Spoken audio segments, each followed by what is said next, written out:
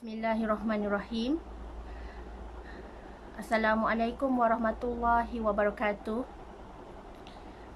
Apa khabar anda semua hari ini? Di hari Selasa, diharap dan didoakan agar semua rakan serta follower FB Solehah sentiasa dalam rahmat dan kesejahteraan, insya-Allah.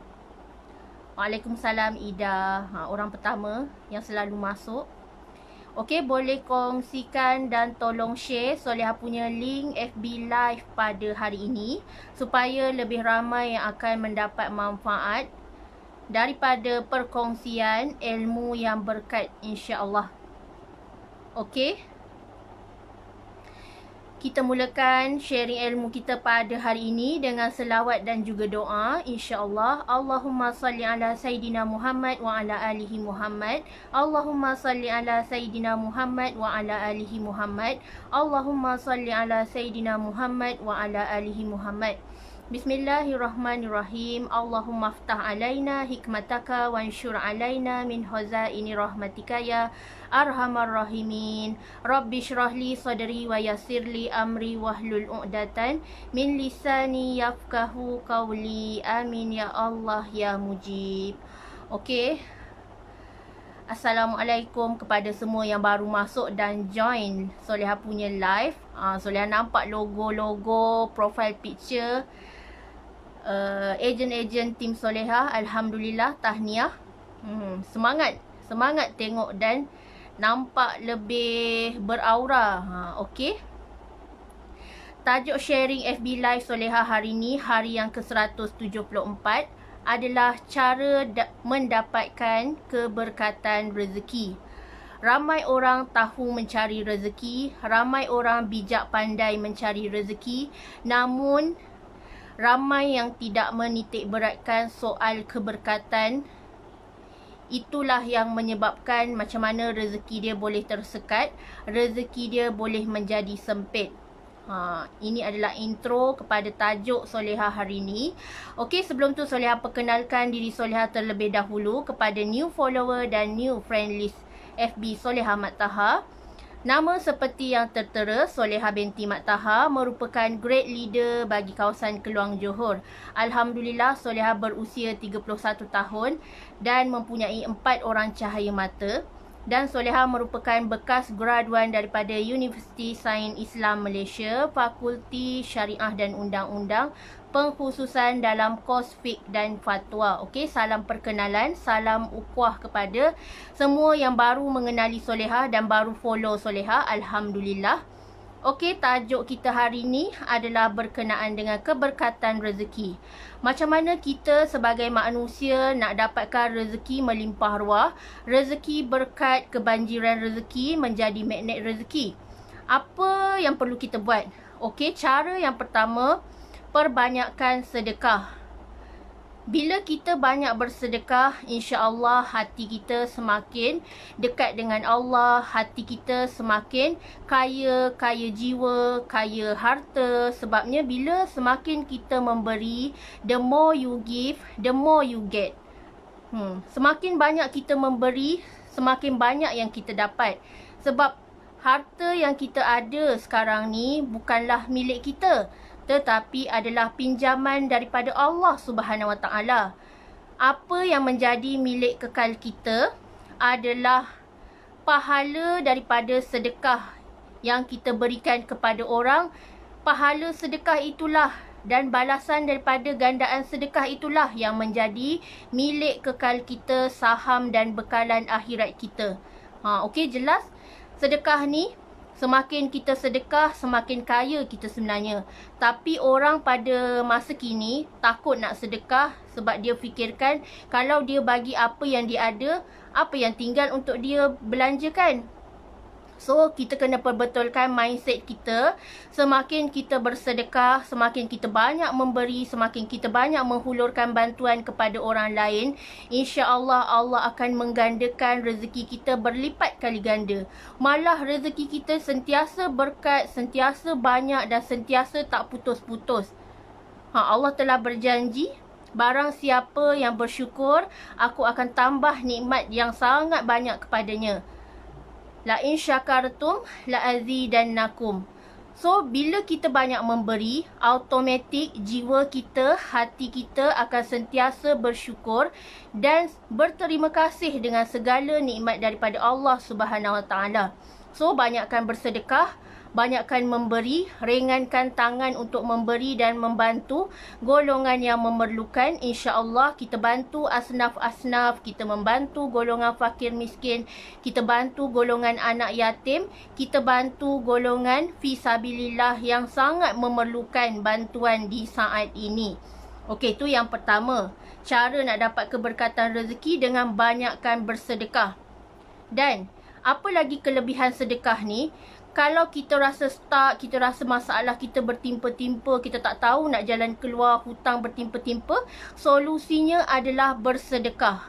Kalau anak sakit ke, anak ada sakit kronik, anak suami ada sakit kritikal, cara yang terbaik adalah sedekah. Sedekah akan membuka pintu keberkatan, pintu rahmat, pintu kemuliaan kepada kita. Dengan banyak bersedekah, Allah akan bantu kita keluar daripada kemelut yang melanda. Allah akan bantu kita keluar daripada sebarang masalah yang melanda kita pada hari ini. Okey, tu yang pertama. Yang kedua, cara untuk kita dapatkan keberkatan rezeki adalah dengan cara berbuat baik kepada ibu bapa. Macam mana cara untuk kita berbuat baik kepada ibu bapa? Dah tentu tugas kita sebagai anak yang soleh dan soleha, sentiasalah mendoakan ibu bapanya, sentiasalah ziarah dan jenguk ibu bapa kita di kampung. Walaupun kita busy dengan kerja harian kita, spend masa dan bahagikan masa kita untuk menyantuni mereka yang telah banyak bersusah payah membesarkan kita, mendidikkan kita sejak dari kecil. Banyakkan berbuat baik kepada ibu bapa. Seperti dalam ayat Al-Quran pun, banyak sangat Allah tegur tentang berbuat baik kepada ibu bapa. Dengan kita ziarah ke, kalau macam sekarang, tempoh PKP, tak boleh nak keluar rumah, kita selalulah kontak dan telefon ibu bapa kita di kampung, tanya khabar, boleh kirimkan wang setiap bulan. Sebenarnya ibu bapa kita bukanlah nakkan duit anak-anak dia, tapi cara untuk mendapatkan rezeki yang berkat, hasil daripada bisnes online kita, hasil income, sales dan keuntungan bisnes online kita.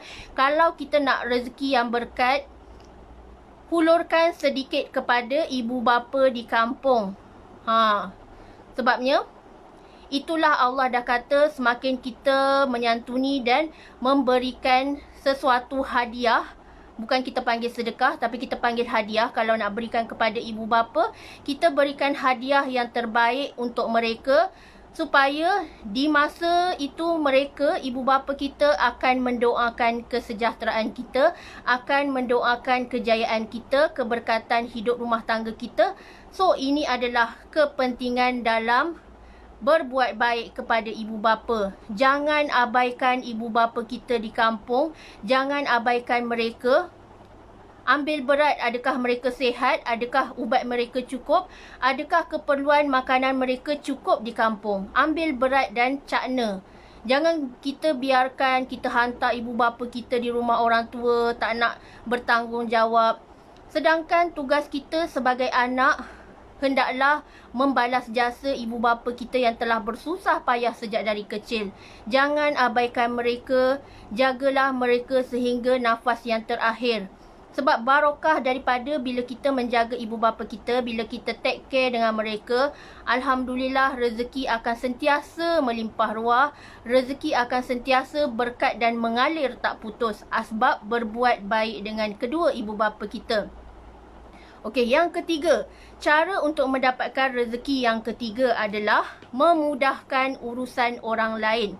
Apa maksud memudahkan urusan orang lain? Tersasul. Okey, saya minta maaf, tersasul. Cara untuk kita mudahkan urusan orang lain, sangat banyak cara dia. Antaranya, bila kita dalam satu tim, kita saling berjemaah tolong menolong. Kalau ada kawan kita yang tak reti nak edit gambar ke, yang tak reti nak buat copywriting ke, kita sebagai sahabat dia, kita sebagai satu tim, boleh bantu, boleh meringankan tangan kita untuk bantu dia. Sebabnya bila kita mudahkan urusan orang, insya-Allah Allah akan mudahkan urusan kita. So jangan pelik kenapa kalau kita banyak bantu orang, kita banyak bantu tim kita dalam urusan dakwah khususnya, semakin melimpah ruah, rezeki kita tak akan tersekat, rezeki kita laju masuk, sales masuk berdesuk-desuk. Kita nampak orang-orang yang macam ni, yang sentiasa baik hatinya, yang sentiasa tak berkira dengan jemaah tim dia, yang sentiasa support dan tolong. Di waktu dalam mereka tak tahu, kita bantu, kita tunjuk ajar dia dan kita ajar dia dengan penuh rasa sabar. InsyaAllah Allah akan berikan ganjaran dan balasan kepada kita. Apa yang kita tolong dia, apa yang kita bantu dia, kita akan dapat balik segala kebaikan dan kemudahan. Allah mudahkan. Memang Allah dah janji, siapa-siapa je mudahkan urusan orang, Allah akan mudahkan urusan kita. Contoh lain, bila kita dalam kesusahan, kita dalam kesempitan, kita tengok jiran kita makan pun sehari tak makan nasi lagi, kita tengok dia, jiran kita dalam kesusahan hanya makan roti sahaja. Kita sebagai jiran, ringan-ringankan tangan untuk mudahkan urusan jiran kita. Hulurkan apa yang kita termampu dan terdaya. Bantu dia susah sama susah, senang sama senang. Jangan tinggalkan orang lain dalam kesusahan. Bantu dia. Sebab kalau kita bantu mudahkan urusan orang, Allah akan bantu kita berlipat kali ganda. Jangan pelik kenapa urusan kita lancar, urusan kita smooth, tak ada gangguan, tak ada blokej. Sebabnya hati kita ni, hati kita dengan sangat merendah diri, membantu orang lain, meringankan tugas orang lain dengan seikhlas hati kita, insya-Allah. Okey tu. Itu yang ketiga. Yang keempat, cara untuk kita dapatkan keberkatan rezeki adalah dengan meninggalkan segala perkara yang haram. Yang telah jelas-jelas Allah sebutkan dalam Al-Quran, perkara-perkara yang haram wajib kita tinggalkan. Tak boleh buat, haram. Kalau kita buat, berdosa. So, apa contoh perkara-perkara yang haram yang telah tersebut dalam Al-Quran? Contohnya, memakan harta anak yatim. Contohnya, berzina, mencuri, membunuh, merompak. So, segala apa yang terkandung dalam ayat Al-Quran yang memang Allah kata jelas-jelasnya haram dan berdosa besar untuk kita lakukan, kita tak boleh buat, kita tinggalkan. Mengumpat, mengata orang sana sini, mencuri, berzina, berbuat jahat kepada ibu bapa. So, kita tinggalkan segala perkara yang haram, yang boleh mengundang murka Allah. Kita buatlah segala perkara kebaikan, amar ma'ruf, nahi mungkar. Buat segala apa yang Allah suruh dan tinggalkan segala yang apa yang Allah larang. Kita kena tahu hukum Allah, kita kena tahu hukum syariah macam mana. Kalau Allah kata jangan buat, kita jangan buat. Kalau Allah suruh kita buat, kita buat. Contoh, Allah suruh kita buat solat, Allah suruh kita bayar zakat, Allah suruh kita berbuat baik kepada ibu bapa. Inilah yang wajib kita buat. Jangan kita tinggalkan.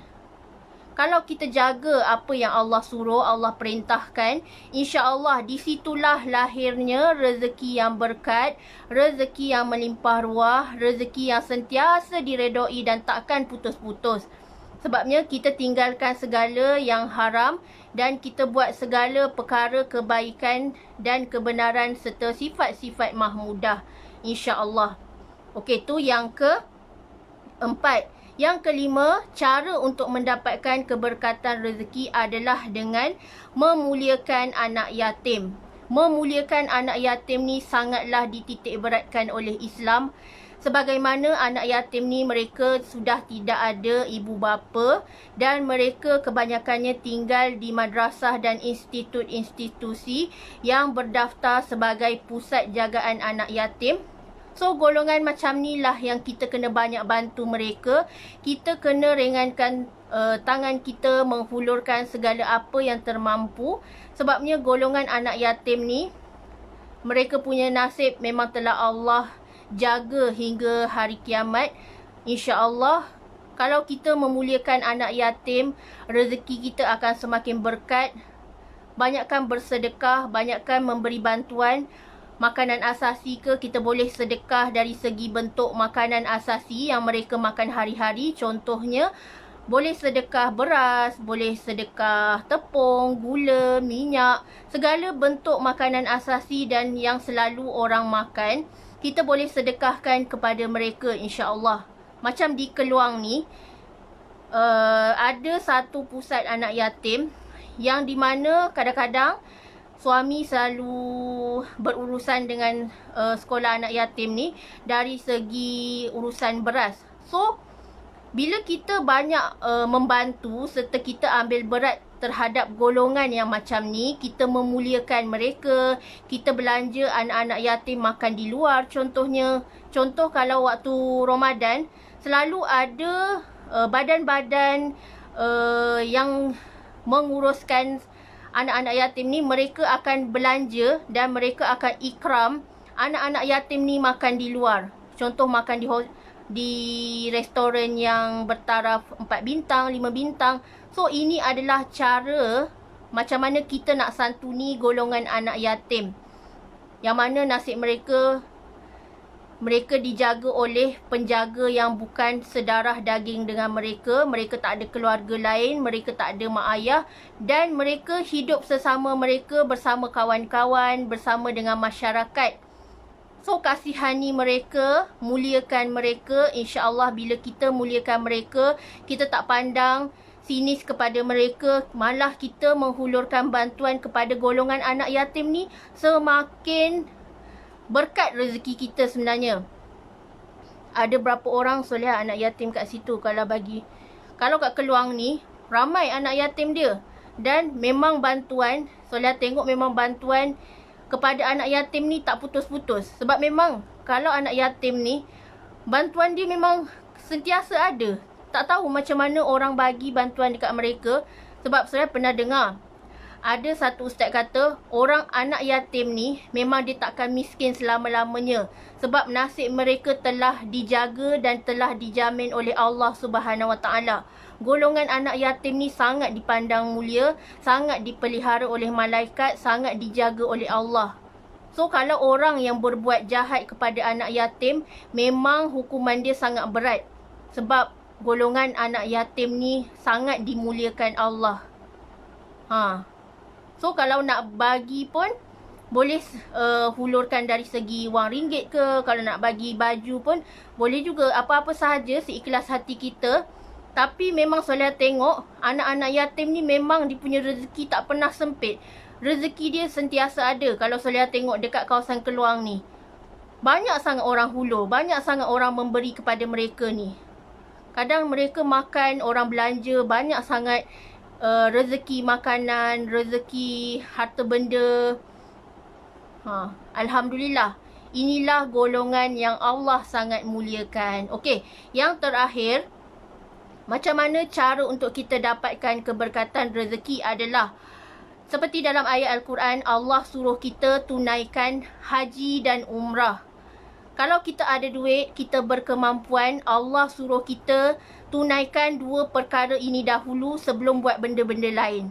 Sebabnya, cara untuk kita dapatkan keberkatan rezeki, kita pergi ke tanah suci, kita pergi ke rumah Allah di Baitullah, iaitu Mekah dan Madinah. InsyaAllah, bila kita ada rezeki yang banyak, kita ada duit yang banyak dan kita berkemampuan, apalah salahnya kita mendahulukan untuk menunaikan haji dan umrah di tanah suci. Ini memang adalah tuntutan Allah. Wajib hukumnya kepada mereka yang berkemampuan. So, untuk mendapatkan rezeki yang berkat, tanamkan di hati kita untuk kumpul duit, untuk pergi ke sana, tempat yang sangat dirindui oleh semua orang, di tanah suci Mekah. Disitulah tempat makbulnya doa, disitulah tempat suci para makam Nabi dan para sahabat. So, memang kalau pergi ke Mekah ni, jiwa dia sangat tenang. Satu perasaan yang memang kita tak dapat nak luahkan dengan kata-kata, betapa seronoknya dan betapa bahagianya bila sampai di sana. Alhamdulillah Solehah direzekikan pergi ke Tanah Suci secara percuma. Solehah dapat sponsor daripada HQ FTR Smart Solution. HQ FTR sponsor Solehah dan suami. Alhamdulillah, tak sangka Solehah dapat pergi seawal umur 30 tahun. Alhamdulillah, tahun lepas Solehah dah dapat pergi ke umrah dan dah dapat pergi ke Tanah Suci buat ibadah umrah. Lepas ni Solehah target untuk buat ibadah haji pula, insya-Allah. Semoga Allah panjangkan umur kita semua. Semoga Allah permudahkan urusan kita di sana, insya-Allah. Kita mohon dan doa yang baik-baik. Semoga Tanah Suci sentiasa terpelihara kesuciannya, sentiasa dalam pegangan dan jagaan Allah Subhanahu Wa Taala. Sementara ni Tanah Suci telah ditutup atas beberapa sebab. InsyaAllah kita doakan semoga Allah mengizinkan kita umat Nabi Muhammad untuk menunaikan ibadah haji dan umrah lagi. Amin ya Allah ya mujib. So ini adalah cara-cara macam mana kita nak dapatkan rezeki yang berkat. Sebab bila kita doa di depan Kaabah, insya-Allah doa kita tu akan diangkat dan akan makbul. Alhamdulillah, apa yang Solehah doa di depan Kaabah, ada beberapa doa yang telah diangkat dan dimakbulkan. Alhamdulillah, terima kasih ya Allah. So banyak sangat barakah bila kita berdoa dan kita beribadah di Tanah Suci. Banyak sangat pahala Allah gandakan. Gandaan pahala dia adalah 10,000 kali ganda. Contoh kalau kita solat di Malaysia, kita dapat satu pahala. And then bila kita solat di Tanah Suci, di Tanah Haram, kita akan dapat pahala 10,000 kali ganda. Allah bagi pahala dekat kita. So memang senang-senang sangat kita nak kumpul pahala dekat Tanah Suci. Sebab tu kalau nak pergi buat ibadah umrah dan haji, kita kena fokus ibadah sungguh-sungguh di sana. Buat sehabis baik. Tak ada fikirkan hal keduniaan. Memang di sana jiwa kita sangat tenang. Fikiran kita nak bercakap dengan Allah je. Nak beribadah dengan Allah je non-stop. Dan memang nak pergi lagi. InsyaAllah. So, kita banyak-banyakkan doa. Tak mustahil satu hari nanti mungkin kita dapat pergi ke sana secara percuma. Sebab Solehah dah janji dah dengan tim Solehah.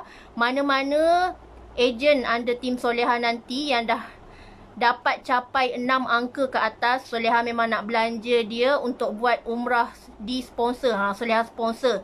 So doakan semoga hajat dan niat murni hati Solehah ni Allah perkenankan satu hari nanti, insya-Allah.